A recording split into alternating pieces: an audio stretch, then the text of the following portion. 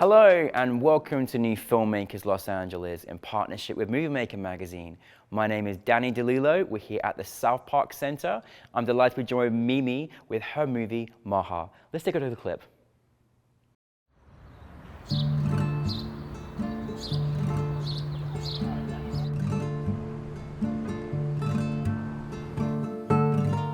You know, I always was doing things related to art. That's what I wanted to do out of my life, was create beautiful things, decorative things.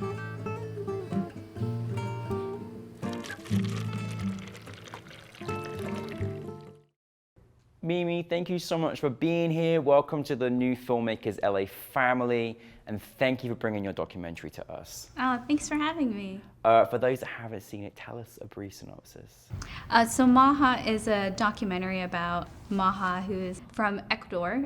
He came here in the 60s because he wasn't allowed to be queer in the height of the Chicano movement. The documentary just goes over like his influences from that movement, how it challenges the way that we view art.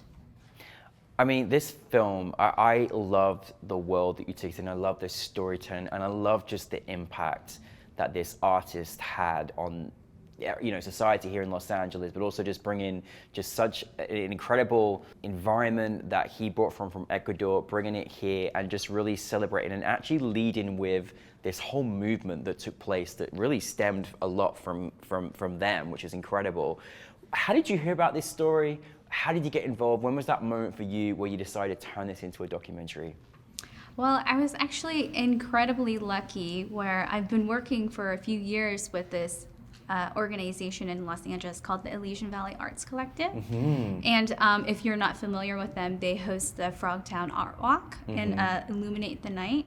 And so because I've had this long relationship and I've actually done a documentary for them before, they got a grant from the Department of Cultural Affairs about to focus on Maha and this medium of art that he does called masapan. And it's using basically bread and glue as like an affordable ceramics. Mm-hmm. So they got this grant money to learn about that, but actually in my time interviewing Maha, I learned so much more about him. Yeah.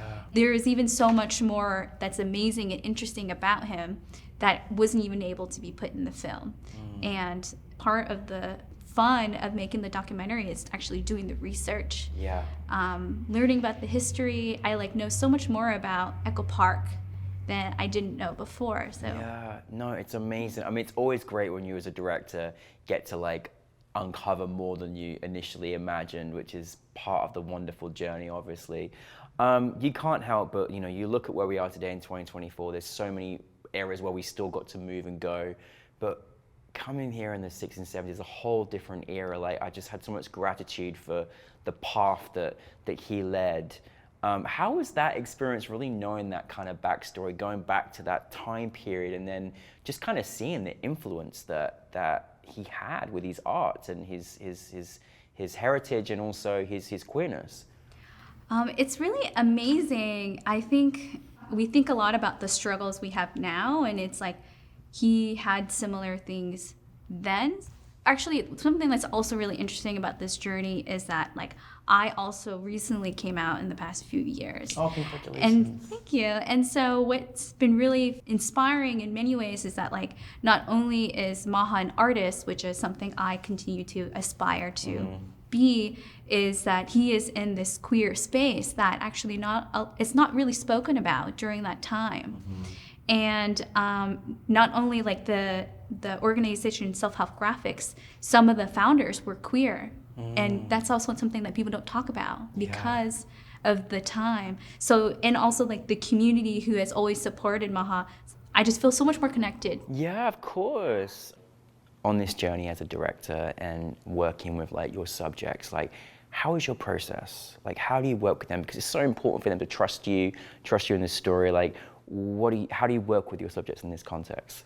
Well, with Maha, it's actually really easy. He's such a friendly, open person. And I think that because we have such similar views and perspectives, particularly like the inaccessibility of the art world, and also just like what it's like to be a minority. Yeah. And also what it's like to be queer in the space.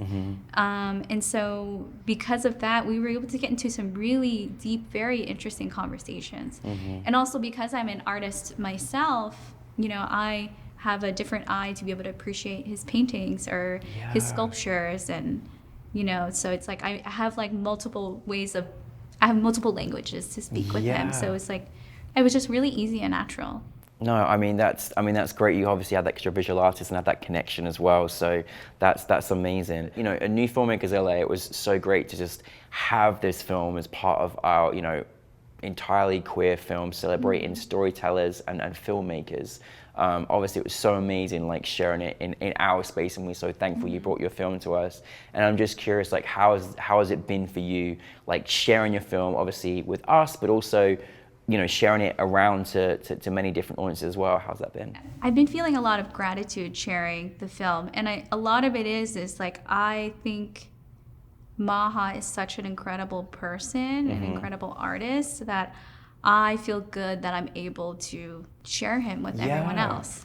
And I think that what's been really fun and really heartwarming is like the response from him, especially where he said this to me at the event, and he's told this to me the first time we screened it too, but he said, you know, Mimi, you changed my life. And it was so sweet. And also there would be people who have known him for many, many years come up to me and say, you know, I've known him for 40 years or something. And they're like, you know, you were able to really capture his essence. And I feel like I mean, there's nothing more I could ask for. That's like the best compliment you could possibly have received. Like, honestly, like I'm so happy that was the response, because it's like, okay, job done, we're great. Well done for that. What's next for you, Mimi? What next? Where are you taking us next? Well, I'm not sure.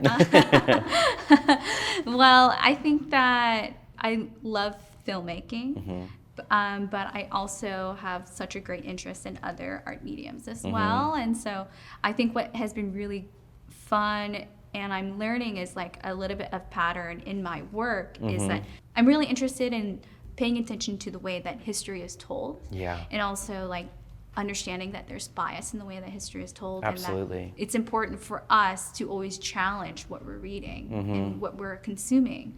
And so with this documentary, what I really enjoyed is that we assume that being an artist is maybe not easy, but it's for a very select a group of people. But actually you can be an artist in many other ways. And so for myself, in my own art, so I do collage work and I do photography.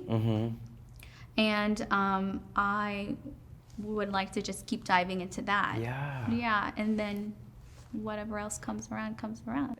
Well, listen, whichever art form you're going to take us next, we're there for it. And, you know, you can't help when you're multi-talented like Mimi. So, you know, what can we do? But can I add one other thing? You can add anything, yes. Okay.